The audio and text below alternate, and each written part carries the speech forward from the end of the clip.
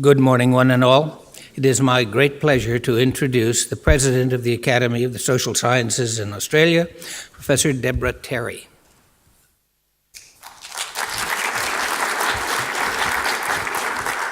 Thank you very much, John, and a warm welcome to everyone here for our 2014 annual symposium. And before I start, can I acknowledge the first Australians on whose traditional lands we meet this morning and pay our respects to the elders of the Ngunnawal people, past and present. As I think we are all too well aware, population ageing will clearly be one of the major global issues of the 21st century. This 2014 symposium therefore provides a very timely opportunity for the Academy, in collaboration with the ASSA Centre of Excellence in Population Ageing Research, CPAR, to lead national thinking on the long-term challenges and opportunities of an ageing Australia. The multi-disciplinary symposium that will be presented today will focus on both individual and population ageing. It will present some facts about societal ageing and why it matters, consider the issue not only from an Australian perspective, but regionally and globally, overview current research on the factors that improve well-being and cognitive performance over the lifespan, and outline possible policy responses to the challenges of population ageing. I congratulate the symposium organisers, Hal Kendig, John Piggott, Peter McDonald, Karen Anstey and Jan Pekolsky for putting together such a timely, well-focused and interesting symposium on this important topic. It is precisely the type of topic that we should be focused on for our annual symposium. Its relevance, I think, is reflected in the breadth of our audience here today. So in addition to Academy Fellows and other researchers, I'm very pleased to see the number of representatives from government departments and agencies, including the ABS, Treasury, Department of Human Services and Department of Social Services, as well as members of the not-for-profit sector. So I hope the day goes well. I hope everybody enjoys the symposium, finds something of interest in the day. I hope there will be plenty of time for discussion and questions and answers as we go through. But what I'd like to do now is to hand over to the symposium conveners, John Piggott and Hal Kendig, who are going to introduce today's session, and then we'll move into our first panel straight after that. Thank you very much, John and Hal. We're doing this all right. Several years ago, the Australian Research, there we go, look at this. Several years ago, the Australian Research Council funded a Centre of Excellence, one of the first centres of excellence in the social sciences focused on population ageing. And it's now in its fourth year of a 7-year term. And this is exactly the kind of activity which gives us the opportunity to highlight the issue that population ageing has become and give it more and more traction. So for those reasons, we are very pleased, both Hal and I, Hal the convener, Hal owns this day, but me as director, very pleased to collaborate with the Academy in having today go forward. Here are the symposium co-conveners. Debbie has already mentioned them. All have participated in the organisation of the day, and the first 4 of them are actually CPAR chief investigators, and so it's nice to have so many of them involved in both this day and CPAR. The Director of Operations at CPAR is Anne Gordon, and she has been very important in overseeing the day. Grania Murphy is here today, and she will be important in promoting the day. And now I'm going to turn over to you to give symposium background. I took less than 4 minutes. Thank you. You stay up here, John. Okay, well, I'd like to add my welcome to this community of interest, a community of interest around aging. It's timely. And this has been building for a while, but look at the community we have here. Policymakers, fellows, leaders of peak bodies, all here on this focal point.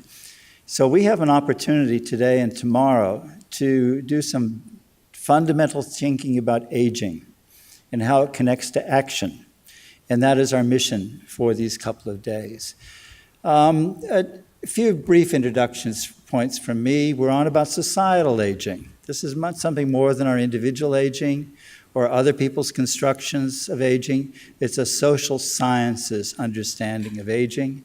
And there's a point to the whole thing. We're on about improving health and well-being for individuals, but also improving outcomes for an aging Australia, those two levels, and informing government policy responses.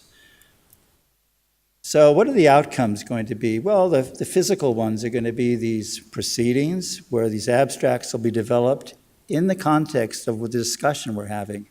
There's going to be a policy roundtable tomorrow where we'll think about in what directions can government move? How can we go beyond describing futures or funding futures, but creating futures? And that's the part where we're going to focus in particular on the idea of active aging, the positive aspects of aging. And in the end, where there's going to be advocacy by our ASSA in various public fora about where one goes in the future. So your part. This is not a traditional symposium where academics present papers. The whole purpose along is we have abstracts that we hope you've had a chance to look at, and then we're going to generate discussion. So if you have a thought, raise it. If it's contentious, all the better. If there's an implication for something, let's get into it. Because this is the crucible in which critical thinking can be done, and it's just the kind of thinking that I think can advance the whole field. A few specifics. The session chairs are going to facilitate discussion. Speakers are not going to read long papers. That was not the point. And we ask you in particular to reflect on the value of research funding and funding for the social sciences. Because if that's not there, this knowledge does not get created. And so as I start to move to finish off, two things. One, of all the people we could have mentioned here, I do want to mention one person in particular, and that's a former Academy president, a chief advocate for us in getting social science on the agenda for national research priorities in aging, and that's Sue Richardson. Where are you, Sue? There you are. So thank you for your leadership, Sue. And the last thing is that we're not going to have enough time for discussion. But you do have evaluation sheets. The important thing is if you've got a critical idea that you'd like to see ASSA advance in the policy roundtable tomorrow or whatever, write it down there, and we'll do our best to take it forward. Thank you all for being here.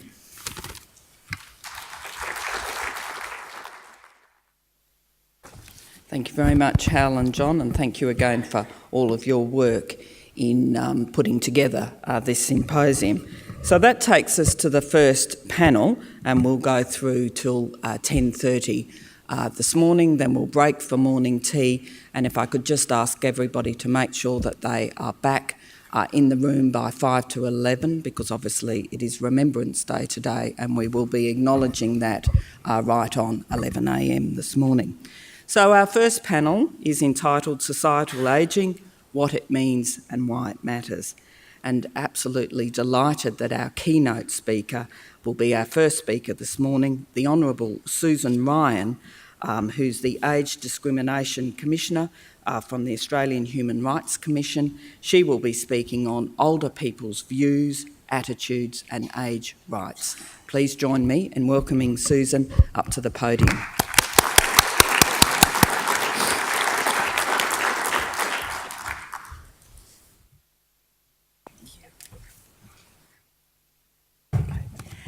Well, good morning. I'd like to start also by acknowledging the traditional owners of the land on which we're meeting today and express my respect for their elders past and present.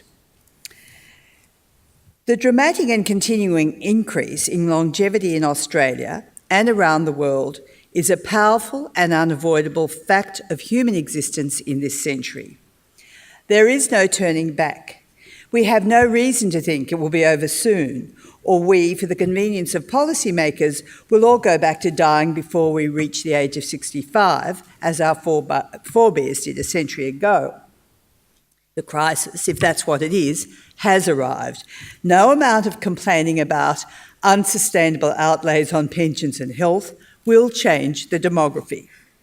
But we can deal with it. We can deal with it a lot more effectively than we have so far. I've been asked this morning to comment on how older people themselves view these changes and what their expectations are. I can tell you very clearly how they don't want these changes to be described. They resent and reject, as I do, the language of ageing tsunami, ageing catastrophe, unsustainable budget burden of our older population. Such has been in the past the language, for example, of the Treasury's intergenerational reports.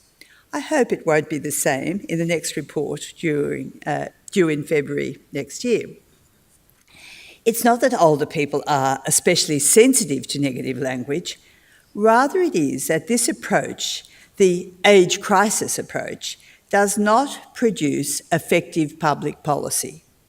It does not put in place the workforce and cultural changes we must have if, instead of a terrifying and unmanageable tsunami, we can reap the benefits of a population that is living longer than ever before, is healthier and better educated than ever before, and is highly motivated towards continuing to contribute to the economy and to society.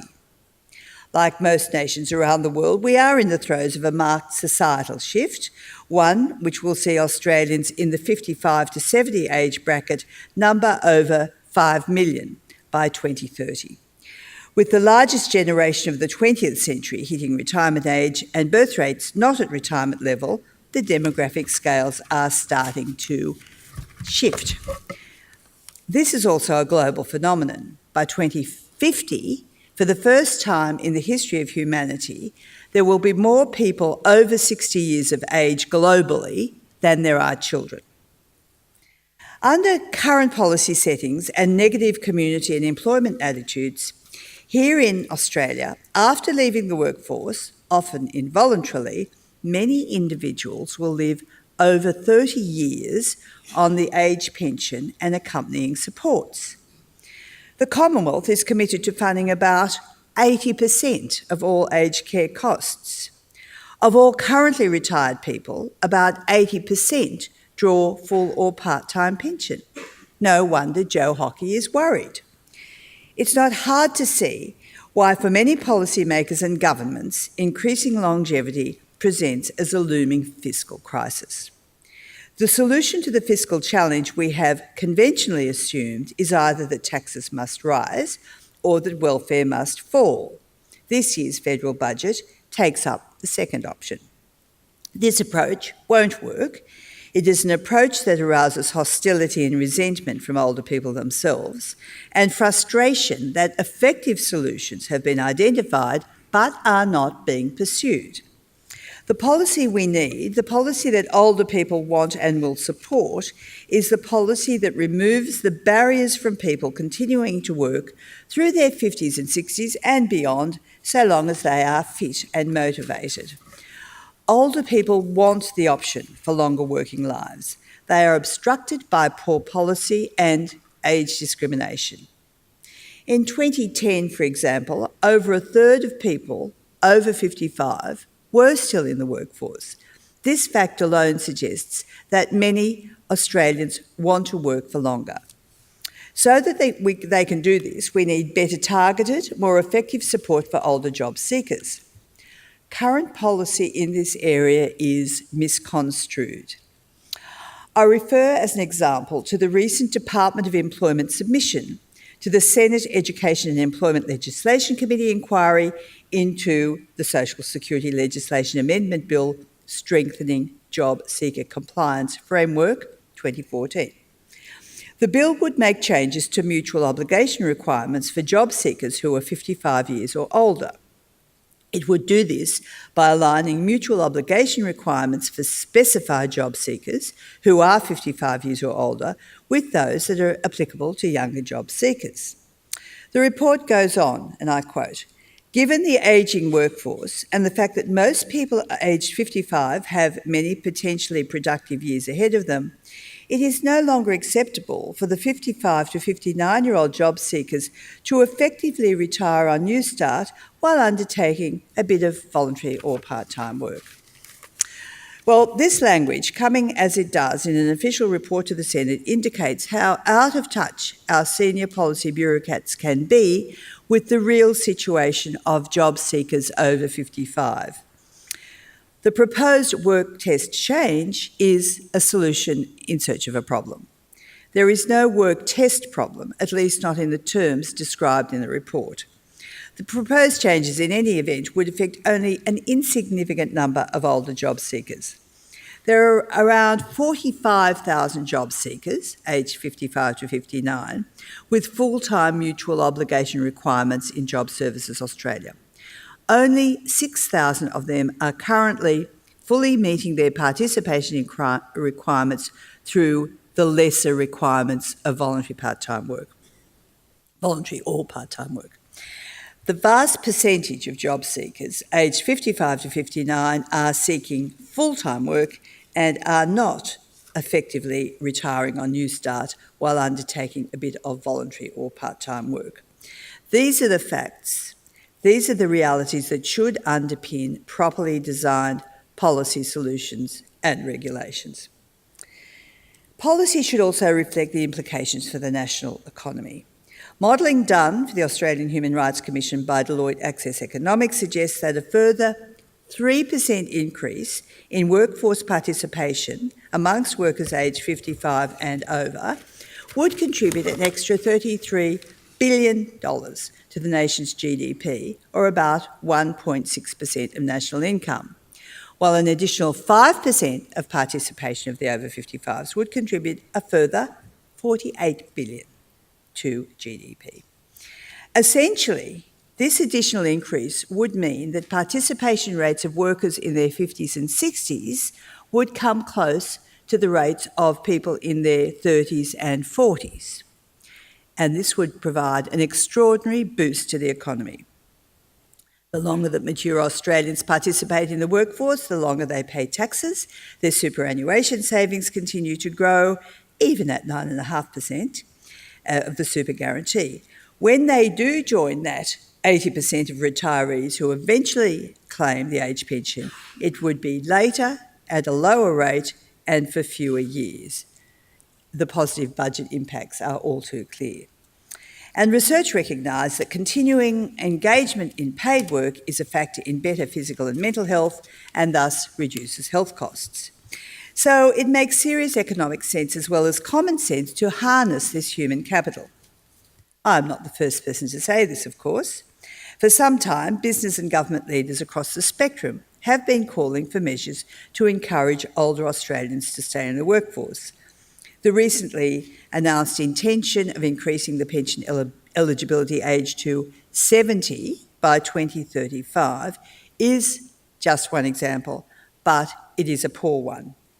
If we're going to seize the opportunity and utilise the human capital at our disposal, rather than settling for the stick of later pension access some years down the track, we should address right now the things that block hundreds of thousands of people in their 50s and 60s from paid work.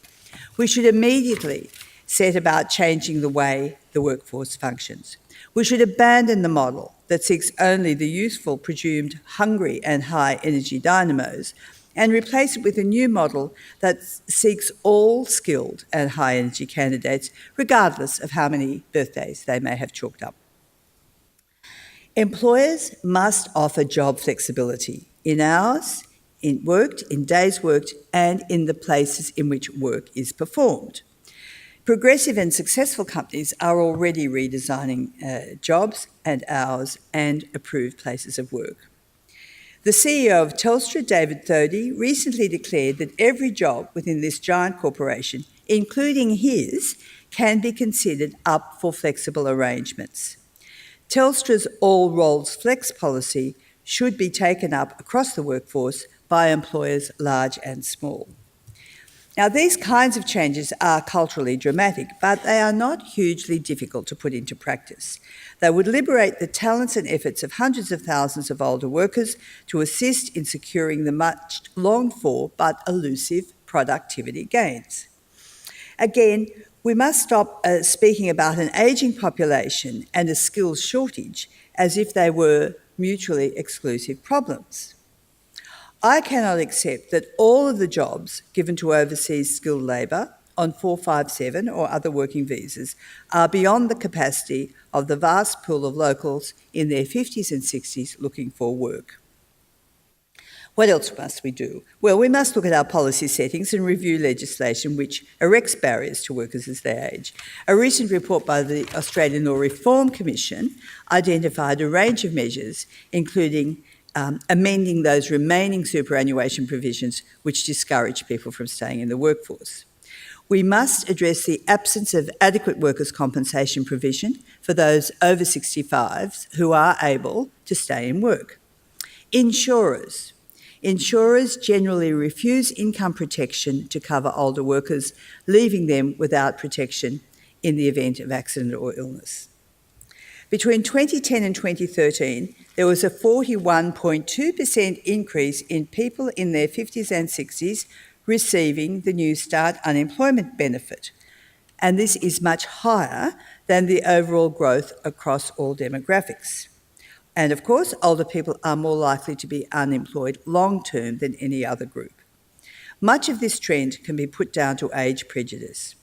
Recent Human Rights Commission research into age stereotypes found that negative assumptions about ageing prevailed among people between the ages of 18 to 54, with those under 35 having the most negative attitudes. So, the problem is deeply embedded in social prejudice, and without intervention will continue to damage the prospects of future generations.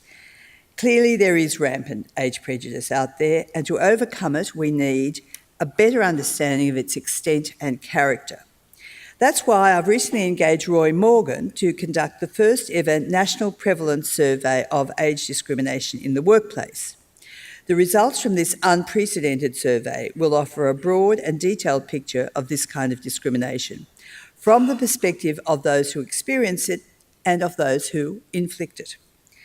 I don't wish to preempt the results, but my guess is that it will signal an urgent and massive challenge.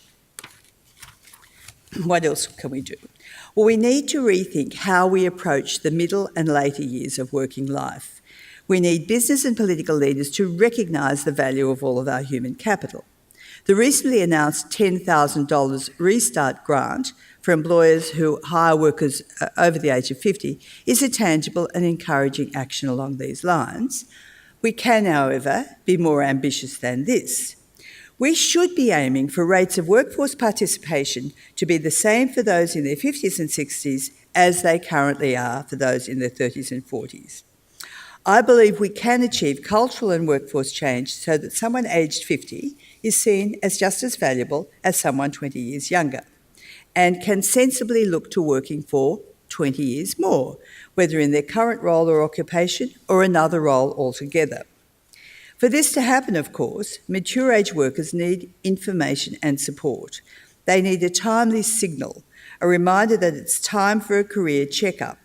As with health checkups, this should be routine and preventative. It should be carried out before unemployment has struck.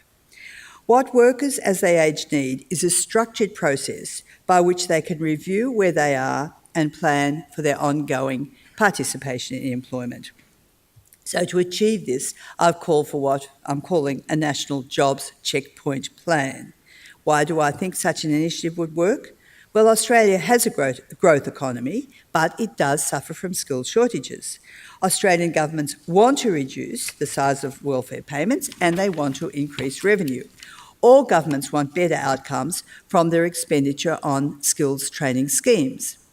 The job checkpoint approach supports these objectives. What I'm signalling is a strategy which would produce a large post-50 productive workforce. Will it happen?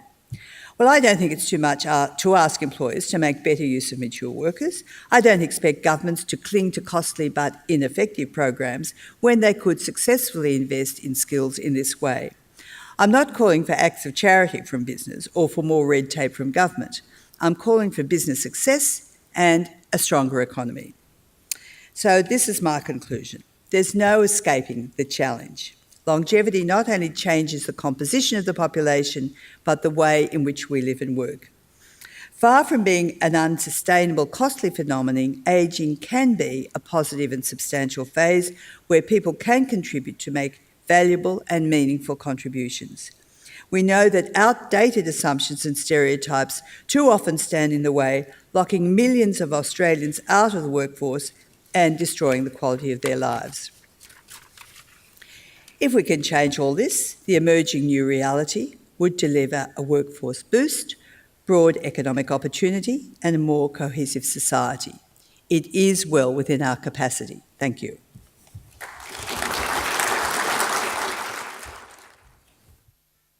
Thank you very much, Susan, for that excellent start to the day, and hopefully we'll have time for some questions at the end of this session. So I'd now like to introduce our second speaker, Professor Hal Kendig, Professor of Ageing and Public Policy at the ANU Centre for Research on Ageing, Health and Wellbeing, and Hal is also a Chief Investigator with CEPA. So welcome, Hal, and Hal's going to talk about social change and an ageing Australia. As an indication of social change, in an earlier incarnation at ANU, a generation ago, there was no such organization as the one for which I now work. A Center for Research on Aging, Health and Wellbeing. Our director, Karen Anstey, is here, and this is a big step ahead for ANU and I think for Australia. Now, what I'm going to do is, well, first of all, I'll say how much I value Susan's address. And you can see how behind these very important attitudinal changes and policy potentially changes, there are deeper questions about what is work? What is work for? Is it just income? Is it for self-esteem? Do we have a shortage of workers or do we have a shortage of work? How do we distribute these? These are deep questions which the Academy and I think Australia overall has to address in the context of the policy issues and social challenges that Susan's laid out. So thank you. Now, what I'm going to do is first of all say, for those of you who had a chance to look at my abstract, that was basically a sociological take on social change, adding to our multidisciplinary approach here at the Academy on our directions. And what I'm going to do today is not present that paper, but just highlight a few discussion points about a sociological way of thinking and social change for our joint thinking. So what I would start with just things about social change, some new ideas, how we socially construct aging.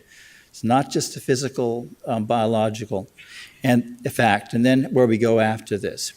Now, just a few facts at the beginning here. It's extraordinary how aging has changed over this post-war era. 8% Australians were 65 and older in 1956. We're going toward 20% in 2030, projected. The major transition. Kofi Annan talks about this as the major transformation facing the world. The longevity revolution. Expectations of further life at age 65, 12 years in 46, and we think it's going to rise up to in the order of 20 plus years in the 2030. A long time after the traditional age of retiring. Dare I say, the old idea, retirement's about waiting to die, it's gone. It's a totally new stage of life if people actually do retire then. And the idea that aging is not just change for the individual, but it's about cohort succession and the baby boom cohort and the different gradations within it and the ways political identity are formed early on, crucial to understanding aging. Briefly, the historical context in which we've been looking at aging. basically is shown here. Interesting thing about the early post-war era is that old people were almost invisible, except as a welfare issue. The whole priority then was, of course, building a better world after the war.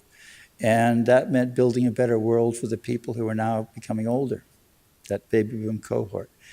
The Whitlam to Hawke era, that was crucial for many of our basic policies that we have now in terms of income support, superannuation, health and care. And these are basically still the pillars. Since then, we've had, of course, a lot of policy changes. And right now, in the current era, we're starting to look at the era of fiscal consolidation. What will it mean? Are we returning to an earlier era of economic rationalization, somewhere overseas? We don't know yet. But this is the social change context in which we are looking at aging. I'd say Australian international perspective does very well, but not at the best in all sorts of respects, whether it be in terms of retirement income security, whether it be care. But one thing it does do, it's one of 3 countries where the life expectancy now is more than 80 years for both men and women.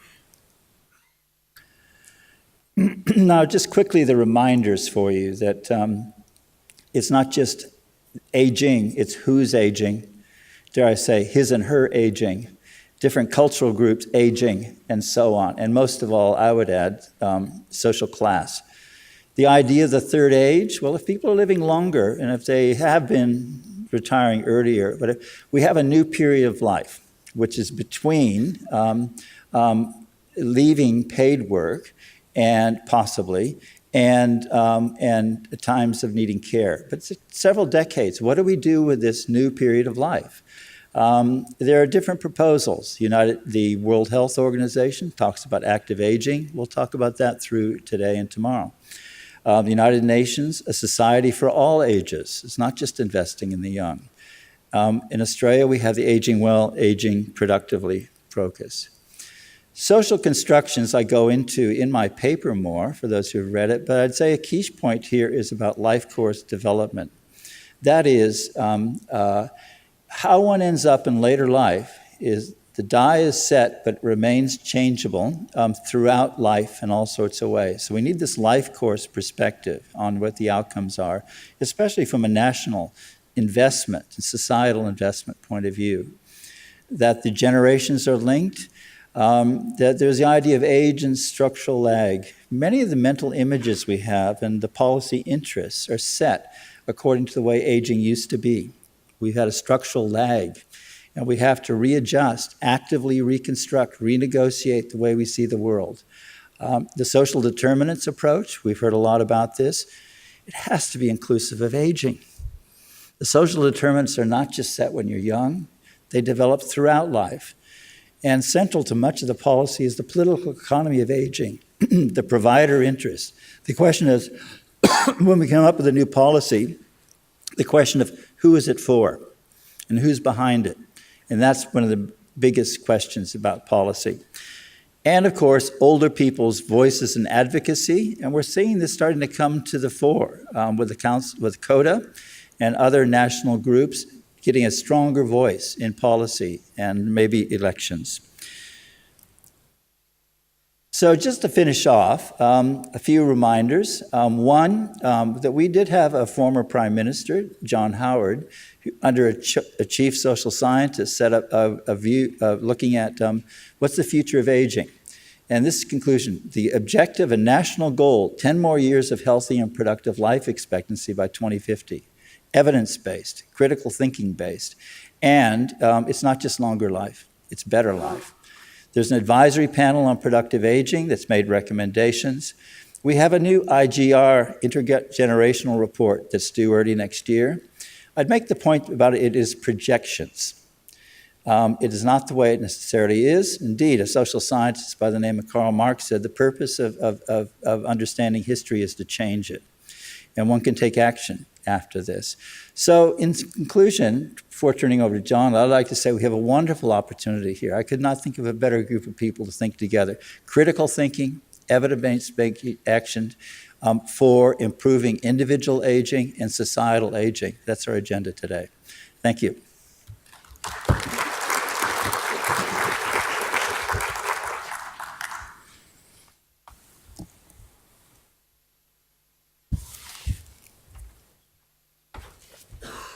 Thank you very much, Hal, for that presentation. I think that sets us up well, hopefully, for a discussion after we've heard from John. So our third speaker in this morning's panel is obviously our joint symposium convener, Professor John Pigott, Australian Professorial Fellow and Scientia Professor of Economics at UNSW, also Director of CEPA. Thank you. Thank you very much, Debbie, for that introduction. I've been asked to talk about national policy challenges, but I'd just like to begin by saying something about the way in which population ageing has come to be seen. Academics actually came to population ageing quite late. So if you go back to the Borry report in the early 70s, it barely mentions population ageing. And the first time population ageing appears in Hansard, it actually appears in connection with Hal in 1986.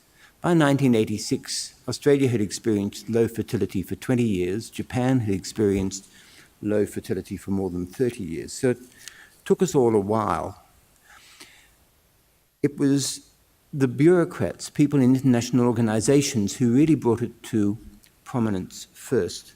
And there was a 1994 book published by the World Bank, Estelle James, Averting the Old Age Crisis. It was mainly about pensions, but at the beginning, it used these four terms to describe the phenomenon of population aging. And I think when we think about policy and we think about social change, it's very important to have this in mind. And Susan was saying this earlier on.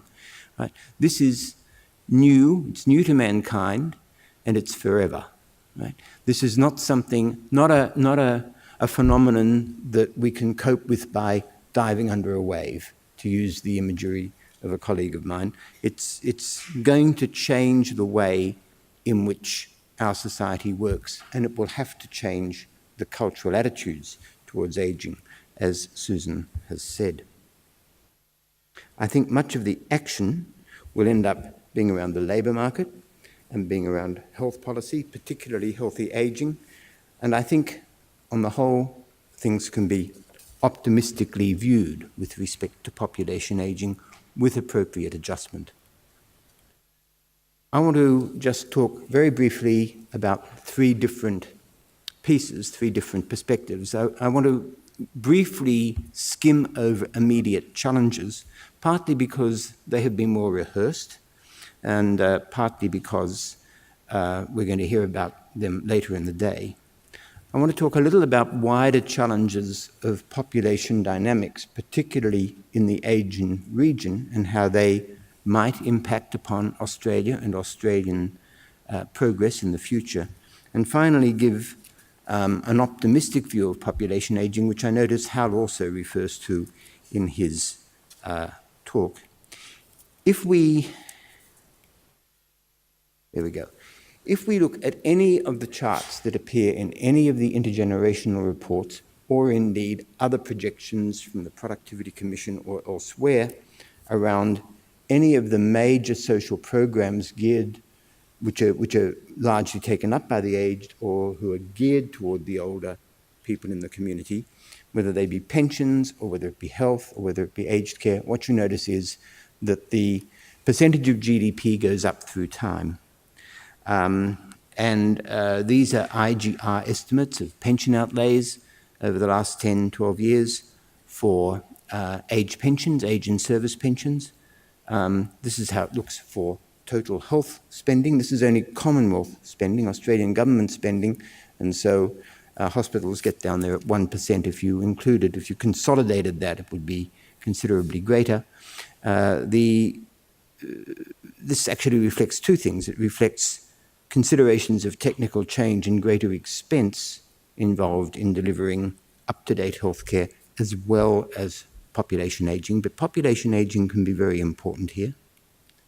And finally, aged care, which begins from a very low base and which climbs most rapidly because on these projections, people toward the end of their lives, they're going to become more numerous as we move toward the middle of the century. So there are no surprises in any of these, and I don't want to spend really any time on them, just to say they're there and they will need to be coped with. I think we're on our way to coping with them, except for the budget. So when you look at all those slopes going up for expenditures, what happens to the budget balance is it goes down. And I think that here we have, first of all, those dark grey spikes. They're the IGR predictions, and they're just for the Australian government. If you look for Productivity Commission or PwC estimates, they're rather larger, and that's because they consolidate the whole of Australia. I think that what's important here, what this speaks to, is that the current calls for a mature debate around taxation are very timely and they're very important, and we need to take them seriously, because there is no way that we can deliver in the long term anything like the level of social services that Australians have become accustomed to, and unless we increase our tax take. The numbers just don't add up in any other way.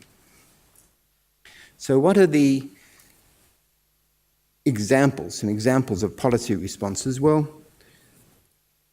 means testing. We've looked at means testing. Australia has a means-tested age pension. It's one of the few in the world. It's not unique. Means testing as a policy has been resisted until recently, internationally, gets a terribly bad press. There's been nearly no research. So CEPA has been doing some research over the past 2 or 3 years, and now there are a number of papers focused on means testing. And means testing turns out to be actually quite welfare enhancing and quite economically efficient when you model it in a holistic fashion. Retirement incomes. We have the Financial Systems Inquiry chaired by David Murray, which has been focusing on retirement incomes, what can be done about retirement incomes, and that's going to be the subject of a talk later today by Hazel Bateman. So we seem to be at least responding to that kind of policy challenge. I think we do a little bit less well with healthcare and what might happen with budgetary costs in healthcare. And I'm very conscious that a lot of savings could potentially be made if you had better delivery of healthcare so that people with chronic diseases could be monitored more regularly.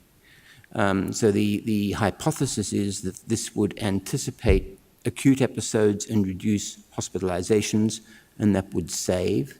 And I think this is an example, and it's the reason that I mention it here. This is an example of a change in culture.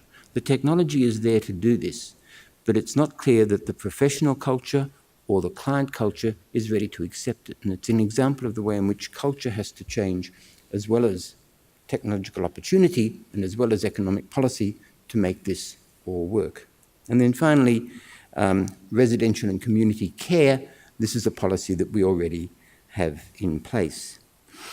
I guess one thing I would flag here is that many of these policies are pushing back to individuals and to families in terms of choice and decision-making, and I think for that reason that Karen Anstey's work, for example, on cognition and cognitive decline becomes particularly important. There's a link between cognition and decision-making and choice, which is going to be very important in the future as individuals and families try to cope with this. So I just want to talk now a little bit about wider challenges.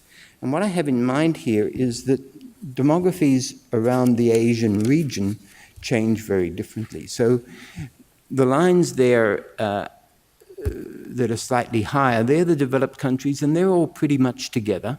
And then you have a group of countries with which we interact, big countries, which are much younger. And then you have another group of countries which are aging more rapidly, but they're still young now, like China. And then you have, of course, a third group of countries like Japan and Korea and Singapore that are going to age more rapidly still.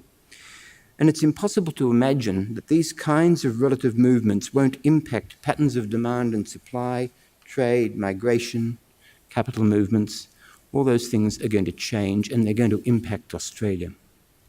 One concept that's sometimes used is the demographic dividend.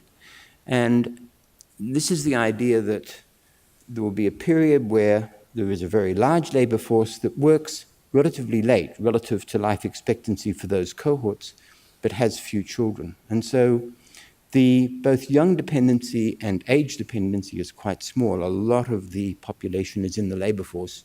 And then that flips. You get to a point where that large labour force becomes retired and a relatively smaller labour force replaces it. And that's what's happening in these charts. So when you think about Japan, people wrote books about the awakening giant. In the 60s and 70s, that was a period where the demographic dividend was in full flight in that country. If you take Australia, we're just about to flip, right? If you take, this is the proportion of the total population, right, of working age, 60, 65, and just about now it starts to sink.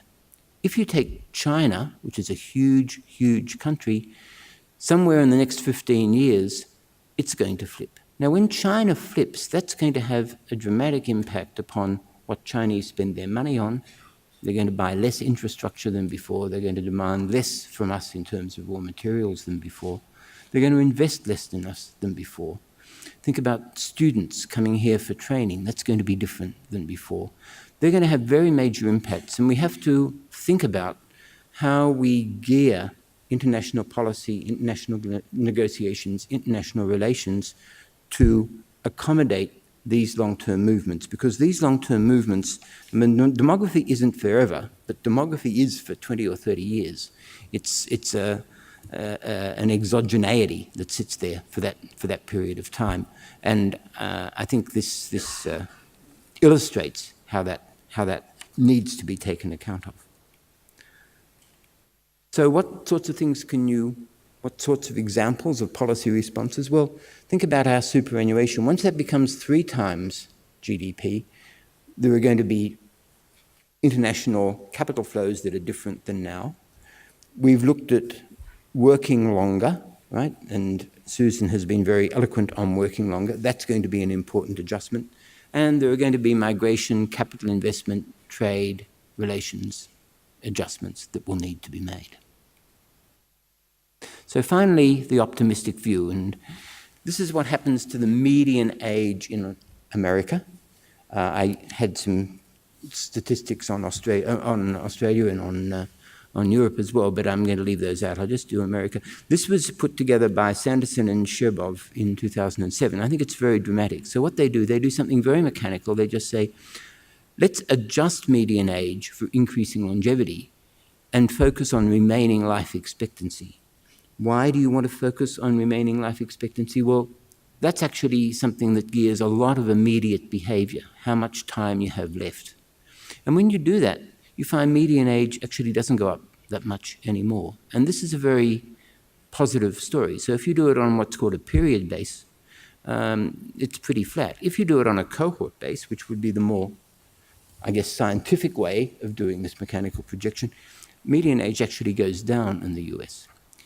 I did have some maps of Europe, which I won't bore you with, where I changed conventional to prospective aging and looked at how countries aged. And you find countries we think of as old, like Germany, becoming younger under this definition of prospective aging, whereas countries like Russia, which look young because people die young, actually become older because their increasing longevity is not being realized in the way that you might expect. So this kind of optimism, I think, is very important, and it's a perspective that might inform cultural and policy change. What are the examples? Well, here we need cultural change. James Vopel suggests that what is happening with increasing longevity is actually senescence is being delayed by 10 years. He has a piece in Science which argues this. So that means 10 more years of active life, and that means that labour over that active life might be spread in a different way, right? There'll be different kinds of school and training, as Susan said. Institutional barriers will have to be changed or removed. Caring roles will have to be taken account of. So there's going to be, economists focus a lot on the supply side, labour force participation, and so forth. There has to be a demand side change. There has to be a workplace culture change. And that is going to be part of this forever change that I began with. With health, I think much more focus on preventative health intervention is appropriate.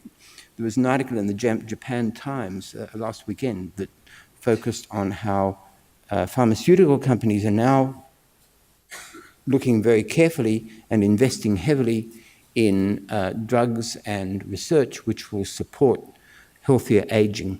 That's where the market is, that's where the action is. And of course, there's this idea, Karen's term, right, preserving cognitive capital, and that comes back to the beginning, to this push back toward individual choice that is occurring in our immediate responses to population aging. So I will leave it there. Thank you very much, and we will turn it back to Debbie, I guess.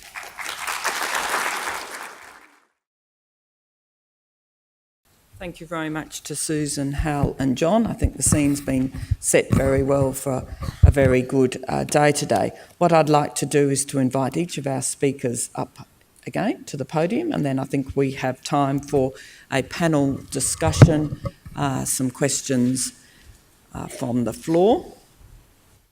Just everybody settled. Yeah, I think it was. Okay.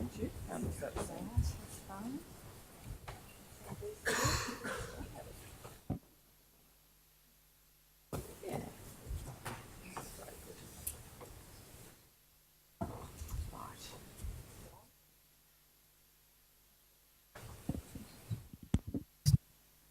I think you have to turn that on. That's all right. That's on. Okay, right. Well, everybody's shrunk, but the panel is all here. Thank you very much. And I think before we open it for questions, are there any comments that any of our panellists would like to make to start off with, or everybody feels they've set the scene? Yeah, you've all had your say. Thank you very much.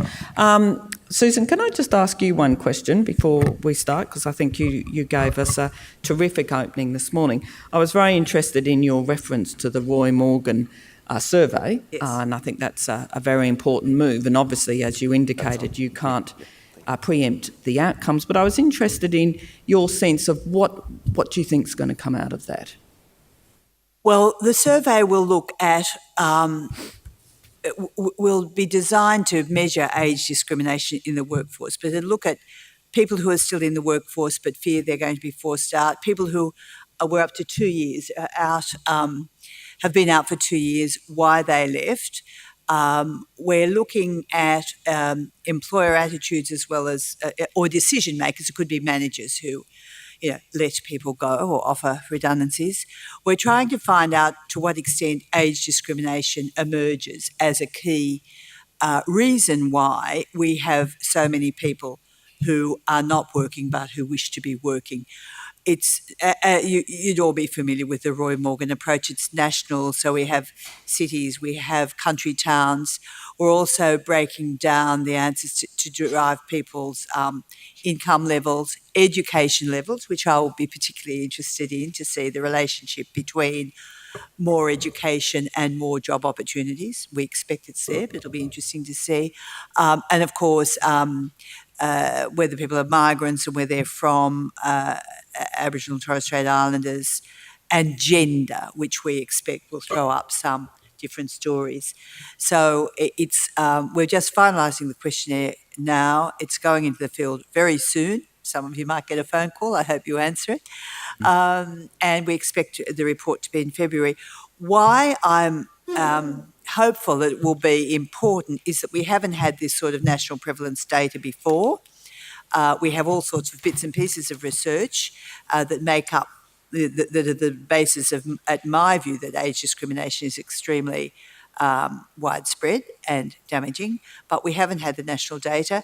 And I'm also hoping, and I've put this view to various ministers, that it will be a benchmark, and then it might be revisited every 3 years or so to see whether we're seeing any changes. So that's what I'm hoping for. Thank you very much, Susan. Now, if I can open it up for questions, there are microphones, so if you've got a question, please put your hand up. And before asking your question, if you could just give your name and where you're from, and then indicate who you are directing your question to, or if you're directing it to the whole panel, just say that. So I think we've got the first one down here, Kevin, I think.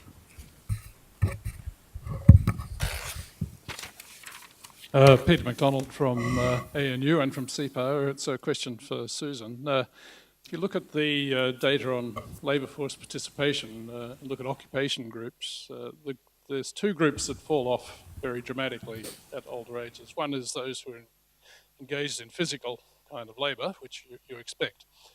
The second one, however, is the public sector and falls off very rapidly. I don't hear any kind of... usually when labour force or industrial relations policy is being improved, it's often the public sector that's leading the way. That's certainly the case with women over the years. Certainly. It's not happening with older people. So I wonder whether you have a comment on that. Well, certainly what we call, the traditional blue-collar areas show a big fall-off, and I suppose the most obvious example is the auto manufacturing industry, where we are seeing now in South Australia and in Victoria closures and many, many highly skilled people in their middle years left without a job and no obvious place to find the job.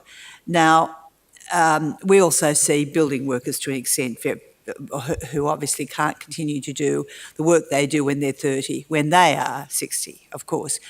But my view is not that we have to say, well, look, everyone needs to retire at 55 or so, but rather if people are given the opportunity as they approach the end of a particular job, be it because of closures or be it because of your own physical changes over the years, then before the unemployment hits, you should have the opportunity to be advised, to be directed to where there is jobs growth, and you should be told very clearly how you get a qualification to do that. It happens sometimes. It's by no means a national approach. Every state government has its labour market schemes. The Commonwealth's got a few. They're all well intended. By and large, they miss the mark. So I think that the answer to the particularly blue-collar people with low levels of what we would call formal education but high levels of skill is to in a preventative way, offer them the opportunity to see how they can retrain for the jobs that undoubtedly exist. As far as the white collar in the public service, it's a bit of a mystery as to why there is a drop-off.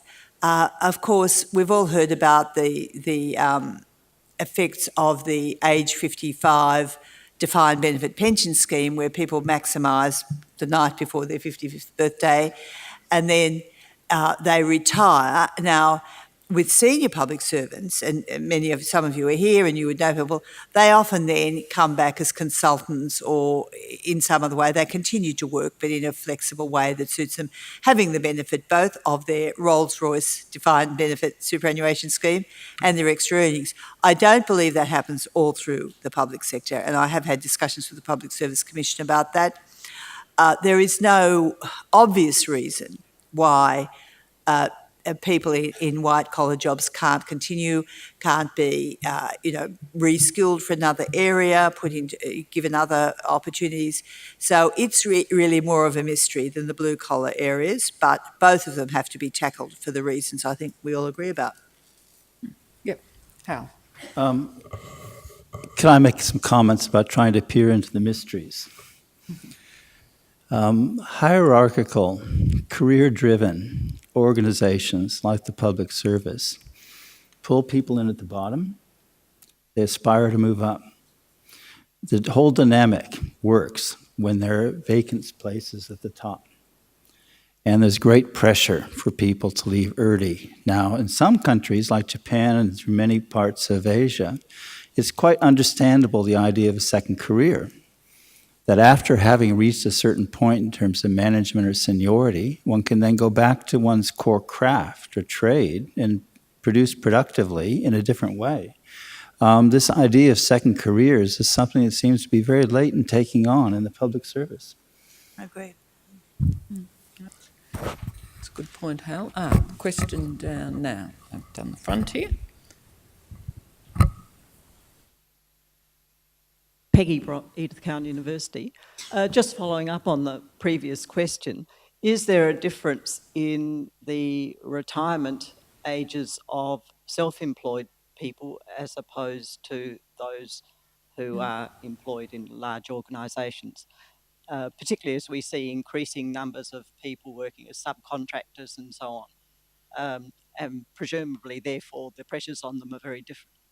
The pressures are different. I'm hoping that we'll get a bit of a national answer to your question because I don't have a specific answer. I don't know whether, John, or whether it's been measured.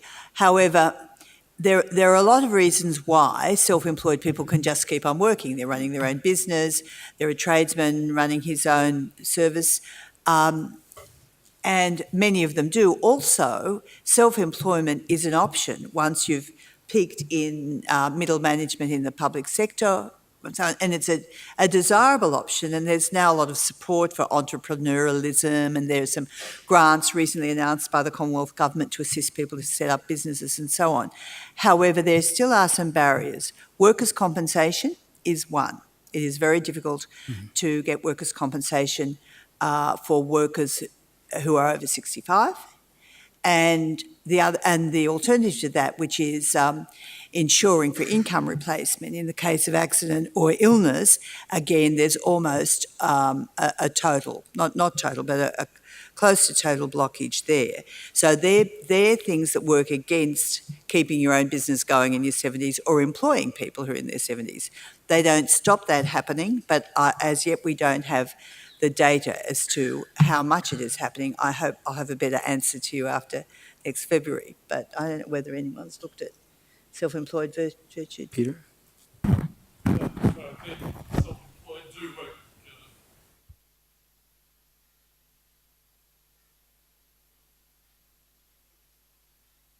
together. Right, thanks. Yes. Okay, thank you. Now, I think the next one was Sue up the back there, yes? And then some other questions. So, microphone's just coming down. Thank you. Sue Richardson from Flinders University. We know the Commonwealth budget drives policies in ways that perhaps you don't really want to appreciate in too much detail, but I wonder, Susan, in particular, I was interested in your point about the use of 457 visa workers when we have, one would have thought, a surplus of skilled older workers, and whether it might be a valuable project to compare the budgetary impact of employing a person aged 50 who would otherwise be long-term unemployed in Australia, with all the consequent effects not only on their earnings but on tax paying and then on their health, with employing a 457 visa worker. Well, I think it would be an interesting project, and I think I can guess the outcome, and I think it would be favourable to the budget to make more efforts to ensure that people over 50 get a crack at those jobs. Now, this is the 457 visas is very contentious. I'm a person who understands the need for importing skilled labour. I'm very pro-immigration, as is the Human Rights Commission in terms of the human rights of people. But what I can't believe is that the numbers, when you look at the numbers who come in on 457, and there are other kinds of short-term visas, the numbers of people and the areas they're working in, and place that with people over 50s who have had a lifetime of skills, say our auto manufacturers in South Australia who are losing their jobs, you can't believe that some of these jobs that employers are bringing people in overseas to fill could not be filled competently by Australians. And then I would expect, but I hope someone does do the project as you've outlined it, the impacts for our budget would be much more favourable. And I would think employers too would be able to get a productivity result from experienced local workers who know all sorts of things about our work culture, rather than the somewhat risky business of bringing overseas workers in on short-term visas. So I think it does need to be challenged, and it's quite interesting that in the discussions around the new free trade agreement between Australia and China, which we understand is coming to finality as we speak up there in Beijing, one of the first issues that's been raised is, will the Chinese businesses that come here to operate, will they be entitled to bring in labour, and if so, will that be at the expense of unemployed Australians? So I think it is an issue that we need to talk about very rationally, never saying that we don't want any imported skilled labour, but really looking at current pools of Australian workers and asking, should there be a greater effort required, both of Australian employers who import skilled labour and then of perhaps Chinese employers coming in? I do think the questions need to be asked, and there needs to be a clearer statement of that by our political leaders. Thank you. Any other comments from our panel on that issue? No? Okay. Don, I think, was next down here. Some questions.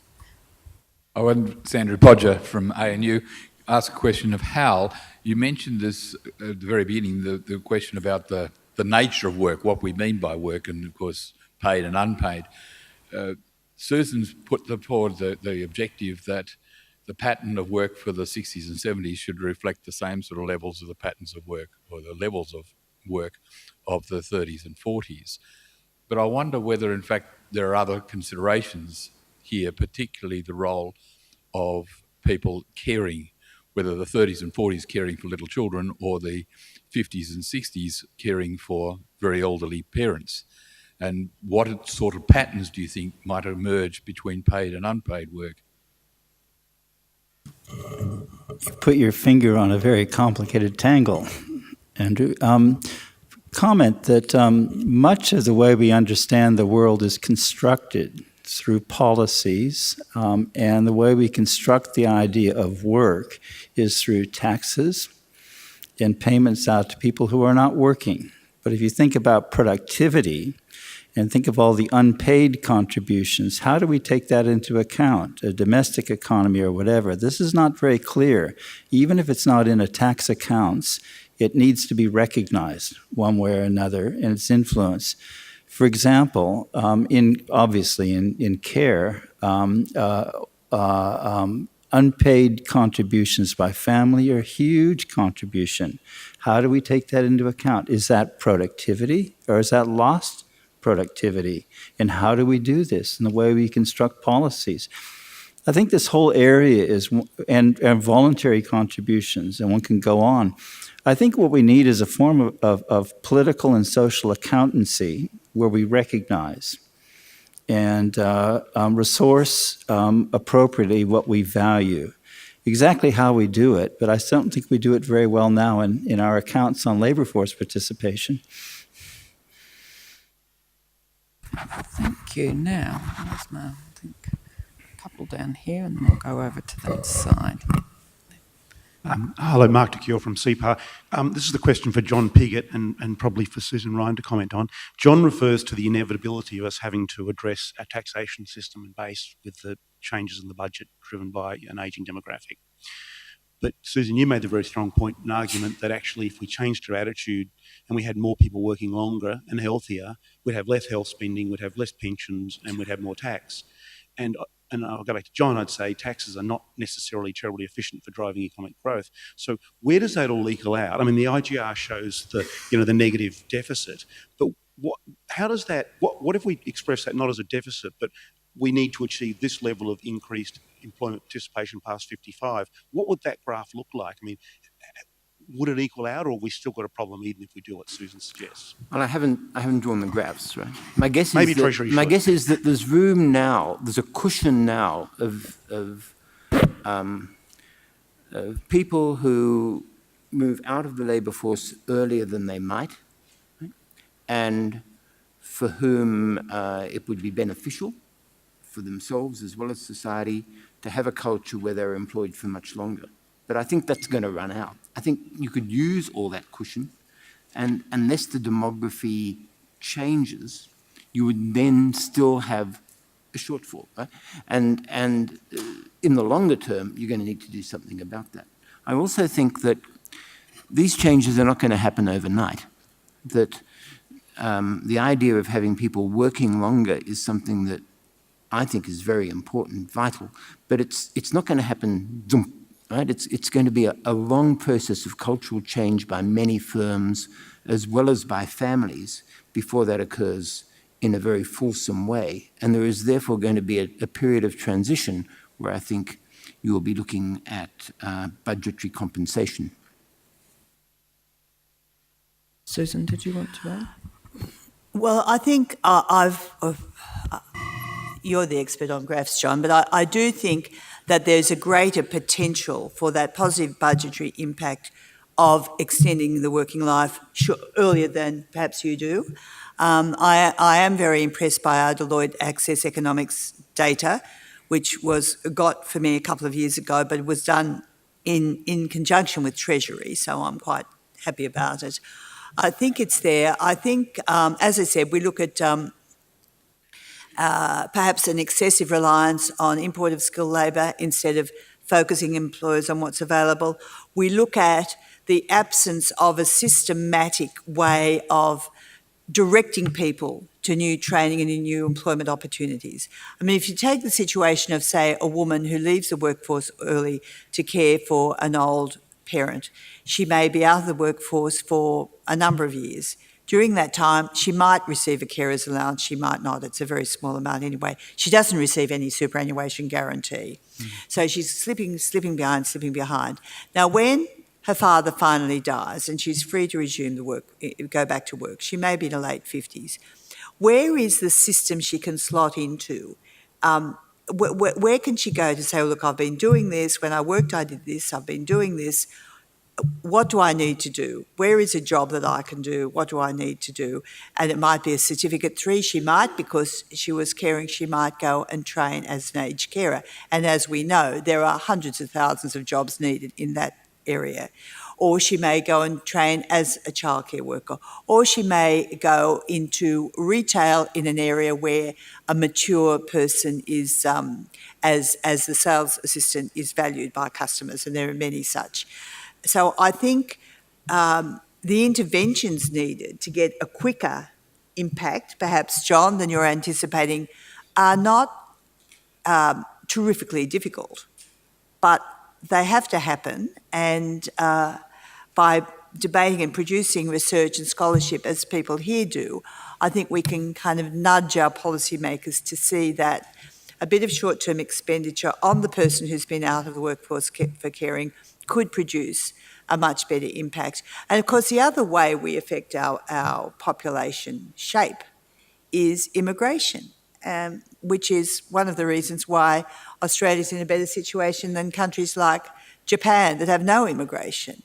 And I think we should continue to have a robust immigration policy.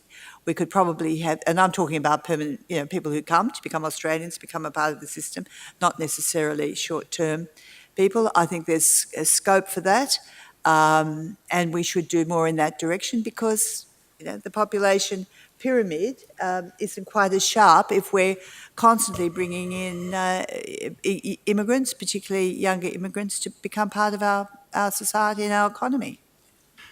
I'd add a comment that much of the change doesn't need to be policy-driven. Policy can make people aware of it. Some of the good work and case studies done by the Human Rights Commission shows that smart employers see an economic, financial money gain in retaining or bringing in workers who appeal to particular markets. Yes. And since this market-driven approach and value-driven approach can realize a lot of change, and this is happening, but it can be furthered. The attitude change is a soft front end. The policies can enable, but that hard economic drive behind changes of social organization we see throughout. And more widely in terms of possible labor force shortages, which is a whole other question. Do we have labor force shortages? But certainly older people have been traditionally a part of a reserve of workers who were kicked out during depressions and who were brought back in during times of boom.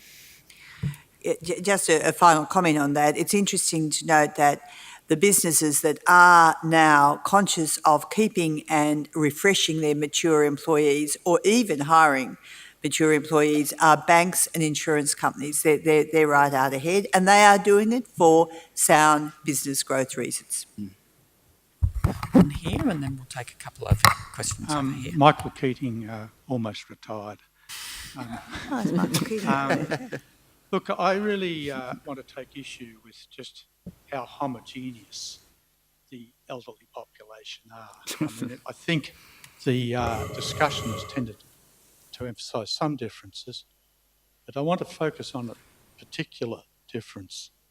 If we take people who are currently aged 55 to 65, who in some sense are the target group, they were aged 45 to 55 10 years ago. Now, 10 years ago, the participation rate of the males aged 45 to 55 was a whole 11 percentage points lower than the same people in 1970. Now, 11 percentage points is huge in participation terms. It's huge in budgetary terms too. I think Susan's right to emphasise that. But when you go beyond, dig down into that, you find that the whole of that 11 percentage point drop in male participation, age 45 to 55, is accounted for by people who left school early and have no further post-school qualifications. For people who have post-school qualifications or went to year 12, their participation rate didn't drop, these males. So really what we're talking, so my contention would be, you've got a whole group of people who left a long time ago from the labour force. They don't have skills, and it's going to be very difficult to bring them back without skills. They're not all waiting, they're not being cut off by 457 visas, these people. They're not eligible to do the sorts of jobs where we're creating. And I think worse than that, the training system that we currently have trains people very much for today's jobs. I'm thinking particularly of the vocational education and training system, unlike the higher education. Trains them very much for today's jobs, and that's going to be, we really need to look at the training system for people who are coming through in their 20s and 30s and so on, so that they can be skilled for life rather than for today's, very specific today's job. Yeah, I think that's right. I think flexibility will come with time, and younger cohorts will have a different perspective on this whole question than older cohorts. I think that's part of the reason why I'm suggesting that this transition will be a long one.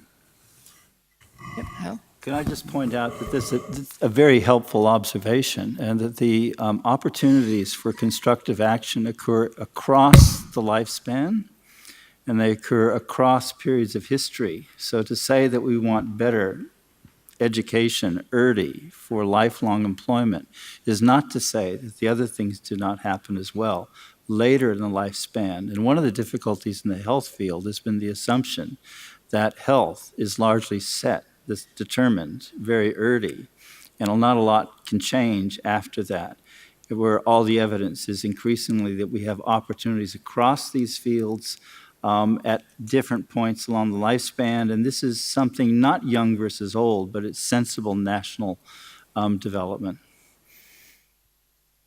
Okay, I think we'll go and take two more questions here, and then we might have a break. Alison McKinnon, University of South Australia. My question follows really Michael's about the homogeneity, and also the question earlier about care. Feminists have always been concerned with the way issues, economic issues around war, for instance, are counted in national accounts, economics and workforce, and issues around care and birth, for instance, are not. So I think that's just an aside. But I'm wondering if gender is going to be a theme that comes through many of the presentations today, because it seems to me that we're talking about a very different set of issues for women in the workforce.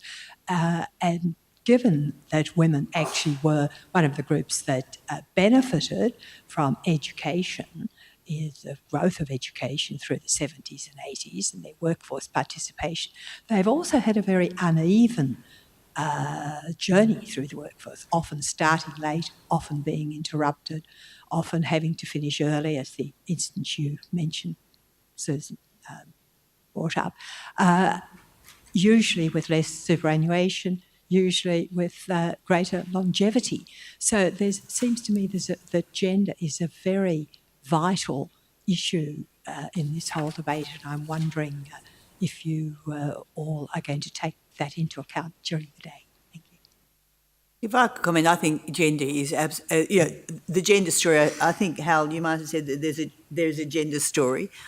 The ageing story for women and the ageing story for men are not exactly the same, and certainly in terms of their economic participation, it's not. But if you look at the areas where jobs are clearly needed, they are in service areas like aged care, childcare, community care, and they are jobs traditionally done by women. They are also jobs that women, I'd say to Mark Keating, often women with a very low level of formal education will go into, either Australian-born women or migrant women who do most of these jobs. So they can also participate in the economy, but the question of their training, their levels of pay and so on, remain unresolved and quite difficult questions. So I think you do look at a different workforce pattern, not so much for very highly educated professional women, but even though there are differences, but definitely for women with low levels of formal education. But they still move into the areas where jobs are growing more than men with low levels of education do at this time. I think we'll just take one final question down the front here. Sorry to cut things off, but it'll just make sure that we've got sufficient time for a break. Okay, I'm Ian MacDonald from Melbourne University. So my question is to do with taxes and health expenditures in particular. So the projections that are made that health expenditures would, on reasonable current policy, continuation of current policy would increase as a percentage of GDP. They seem like, everyone seems to think they're pretty robust, and I think they're pretty not robust to the decimal point, but health expenditures will in all likelihood will increase with a greater proportion of old people in the population. So the issue then is, how is this to be funded? And then it comes to this tax issue. And I think that the issue there is in terms of the problem is that there's too much of a focus on rigidity in the tax rate and in not increasing tax rates under any circumstances. On the one hand, so there's this opposition to increasing tax rates, which if it is the case that health expenditures have to increase or should increase, it would be to cap expenditures, would then instead of them increasing, there'd be a big reduction in services.